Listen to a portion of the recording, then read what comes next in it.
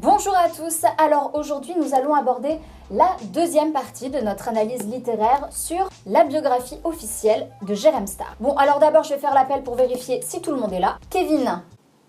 Oui. Shana? Oui. Loana? Oui. Nabila? Oui. Eh ben tout le monde est là, le cours peut commencer. Kevin, ça suffit. Combien de fois je t'ai dit de ne pas jouer avec les affaires des autres? Tu poses ce couteau. Merci. Doucement. Tu le rends à Nabila. Voilà. Dans cette deuxième partie de notre commentaire composé, nous allons aller plus loin. Pour ceux qui ont délibérément séché le cours précédent pour aller s'acheter une bouteille de Yop, je vous mets la vidéo juste ici. Donc cette deuxième partie du commentaire composé s'appelle la quête perpétuelle de Jérém Star. D'abord nous étudierons sa quête de notoriété perpétuelle et désormais atteinte grâce à beaucoup d'efforts. Comme nous l'avions vu, Jérémy est un garçon en quête de notoriété perpétuelle qui aspirait à faire de la télé-réalité. Mais il a tout de même résisté aux sirènes de la notoriété facile et des propositions indécentes. J'aurais pu sombrer dans les travers d'une vie excessive et sordide. Cette notoriété, il va donc l'atteindre par son blog dans un premier temps, mais n'oublions pas qu'il va aussi l'atteindre grâce à un mensonge.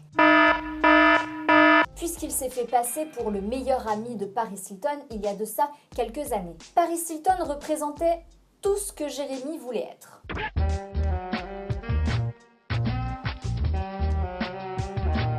Elle représentait parfaitement le créneau vers lequel je tendais à évoluer, le rêve américain, la débilité profonde.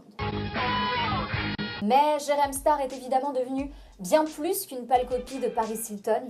Je suis journaliste, reporter, intervieweur, monteur, chroniqueur télé, développeur web, psychologue, comédien, avocat, procureur, écrivain en tournée. Cette notoriété, il l'a comme un besoin de s'en justifier et de prouver qu'au final, le culot et la jugeote ne suffisent pas et qu'il faut travailler. Alors il snap 24 heures sur 24, il écrit des articles jour et nuit. Mais le mérite est un paramètre si important de notre société que Jérém Star a besoin de se justifier en permanence. De manière plus ou moins virulente puisqu'il est extrêmement sur la défensive sur ce genre de sujet. À toi qui me dis sur Twitter que tu as un doctorat de philosophie et que tu ne gagnes pas un radis, j'ai envie de dire VDM mon gars, désolé pour toi. Il fallait naître abruti et comprendre les nouvelles technologies. Les nouvelles technologies, le climax de la notoriété de Jérém Star. Et c'est grâce au réseau social Snapchat qu'il a réussi justement à atteindre ce pic de notoriété. Snapchat est la plus belle chose qui me soit arrivée dans la vie. Merci la vie. Merci Snapchat. Il va jusqu'à dire « Snapchat, c'est moi ». Mais qui est vraiment Jérém Star? Passons désormais à la deuxième sous-partie de ce commentaire, qui est donc dédiée toujours à cette quête perpétuelle, mais désormais une quête d'identité qu'il n'a absolument pas terminée. À trop dédoubler sa personnalité, Jérémy ne sait plus vraiment qui il est. Jérém Star ou Jérémy, j'avoue que parfois je ne sais plus très bien qui je suis. Selon le psychanalyste Erikson, l'identité est un sentiment qui se rapproche de l'harmonie. Une unité personnelle, une continuité temporelle. Or pour Jérémy, c'est tout le contraire. Il vacille sans cesse entre Jérémy et Jérém Star. Il n'y a aucune unité, mais bien une dualité de sa personnalité. Le plus grand drame de ma vie est de deviner à quel moment faire entrer le premier en scène et éclipser l'autre. Ce dédoublement d'identité le fait profondément souffrir, mais en même temps, il aime ce Jérém Star, il l'adore même. Il l'aime, il l'adore. Il l'admire même plus que lui, Jérémy Giclon. J'adore Jérém Star.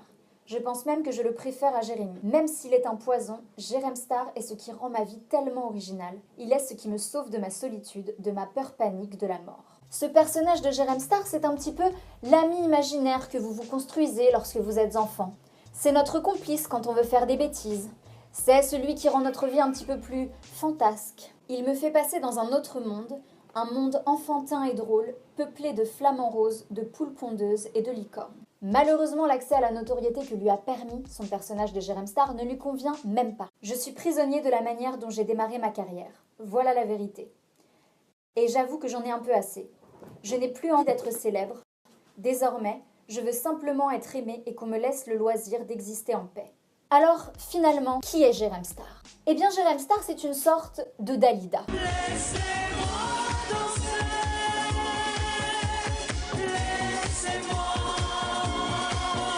Il la cite au début du livre Et il termine sa biographie en se comparant à la chanteuse.